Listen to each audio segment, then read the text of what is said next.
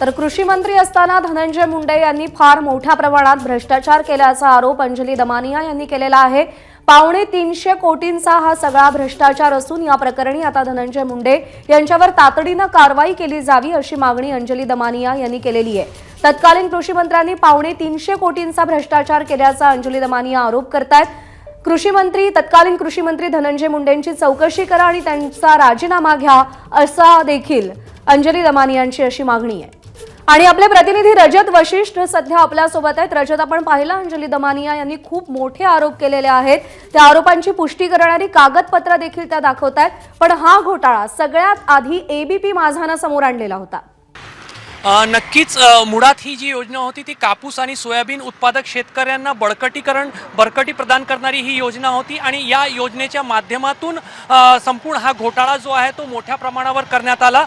खरं पाहिलं तर 2022-23 मध्ये उद्धव ठाकरे जेव्हा सुरुवातीला मुख्यमंत्री होते तेव्हा ही योजना आखण्यात आली होती, मात्र जो खरा खेळ आहे तो सुरू झाला 23/10/2023 मध्ये, जेव्हा या योजनेमध्ये काही वस्तू खरेदी करायचे आणि ते शेतकऱ्यांना पुरवायचा आणि त्याच्यासाठी MAIDC ला या योजनेमध्ये सहभागी करण्यात आलं। या योजनेमध्ये आतापर्यंत 2 वेळेला GR काढण्यात आले आणि त्या दोन्ही GRची जर तारीख आपण लक्षात घेतली तर अंजली दमानिया जे आरोप लावत आहे त्याच्यामध्ये किती तथ्य आपल्याला लक्षात येतं। पहिला GR निघाला तो 12/3/2024, म्हणजे लोकसभा निवडणुकांच्या आचारसंहिता लागू होण्याच्या अगदी 4 ते 5 दिवसांपूर्वी। आणि या GR मध्ये जे काही निधीची तरतूद करण्यात आली होती, महागाच्या सगळ्या वस्तू खरेदी करण्यात आल्या, त्यामुळे जी लाभार्थी संख्या ठरवली होती त्याच्यापेक्षा अर्ध्या शेतकऱ्यांना लाभ देण्यात आला। त्यामुळे लोकसभा निवडणूक पार पडल्यानंतर अजून मोठ्या प्रमाणावर शेतकरी शिल्लक आहे ज्यांना लाभ द्यायचा, ज्यांना त्या 4 प्रकारच्या वस्तू द्यायच्या आहे, म्हणून नवीन GR काढण्यात आला आणि त्या नवीन GRची तारीख होती 11/10/2024। म्हणजे जर या तारखेला आपण लक्ष घातलं तर विधानसभा निवडणुकांची जी आचारसंहिता आहे ती लागू होण्याच्या 5 ते 6 दिवसांपूर्वी हा GR करण्यात आलं आणि त्याच्या माध्यमातून नवीन तरतूद करण्यात आली।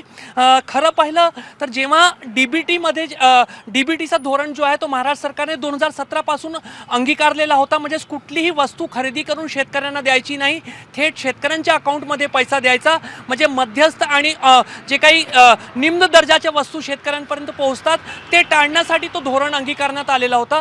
मात्र त्या धोरणाला धनंजय मुंडे यांनी फाटा दिला आणि मुख्यमंत्र्यांकडून विशेष बाब म्हणून ही योजना मंजूर करून घेतली आणि त्या विशेष बाब अंतर्गत मुख्यमंत्र्यांनी जेव्हा ही मंजुरी दिली त्याच्यानंतर या योजनेची राबवणी होत असताना, अंमलबजावणी होत असताना तत्कालीन जे कृषी आयुक्त होते प्रवीण गेडाम, त्यांनी 2 वेळेला अगदी 15/3/2024 ला जेव्हा पहिल्यांदा GR निघाला त्याच्यानंतर 10/5/2024 ला 2 वेळेला त्यांनी आक्षेप नोंदवला की अशा पद्धतीने आपण डीबीटीचा जो धोरण आहे सरकारचा त्याला फाटा देऊन त्याला ओलांडून अशा पद्धतीने वस्तू खरेदी करून शेतकऱ्यांना देऊ शकत नाही, शासनाच्या नियमाचा हा उल्लंघन आहे।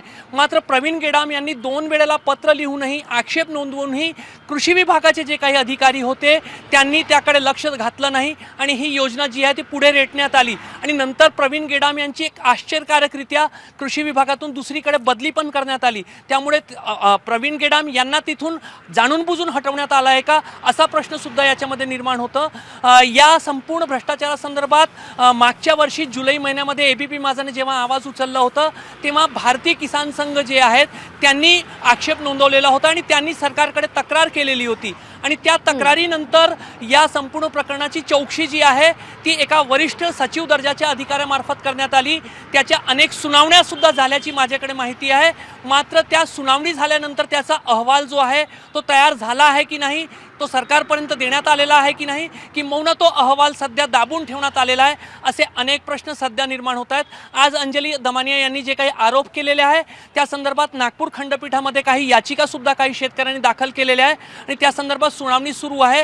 खरं पाहिलं तर 29 जानेवारीला जी सुनावणी झालेली होती त्याच्यामध्ये सरकारला उत्तर सादर करायचं होतं, मात्र सरकारने त्या दिवशी उत्तर सादर केलेलं नाही।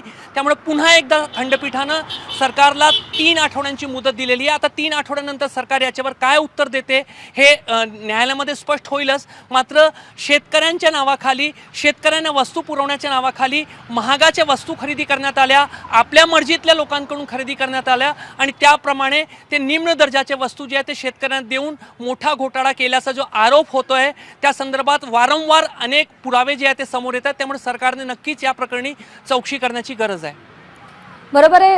रजत, आता तुम्ही उल्लेख केला तो म्हणजे चौकशी समिती गठीत करण्यात आलेली होती. त्या समितीच्या सुनावण्या देखील झाल्या. नेमका काय त्या समितीच्या हाती लागलं त्या संदर्भात काही कळू शकलंय?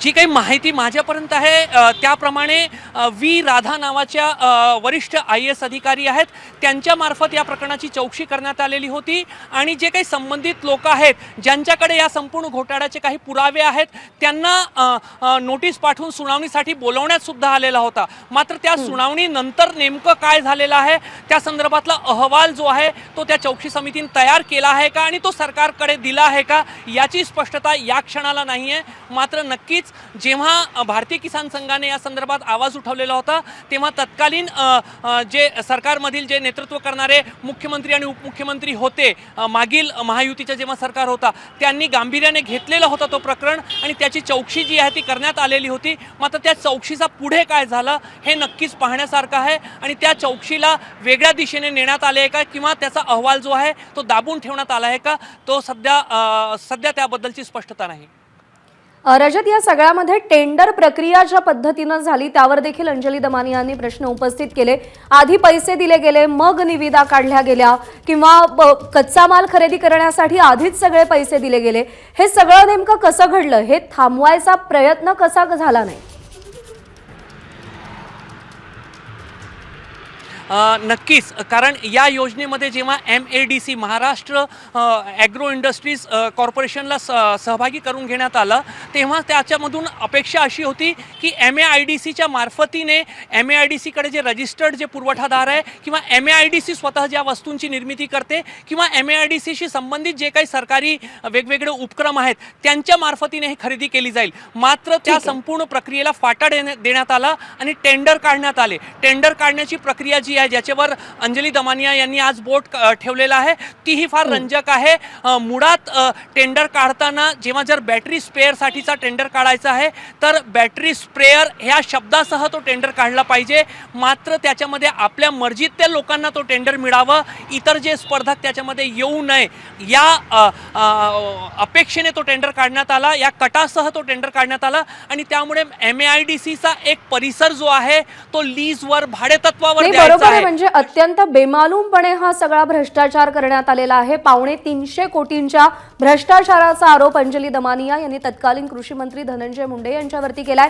अर्थात आता याचे पुढे पडसाद नेमके काय उमटतात, सरकार दरबारी कशी दखल घेतली जाते, या सगळ्या अपडेट्सकडे आपलं लक्ष असेल. ABP माझा, उघडा डोळे बघा नीट.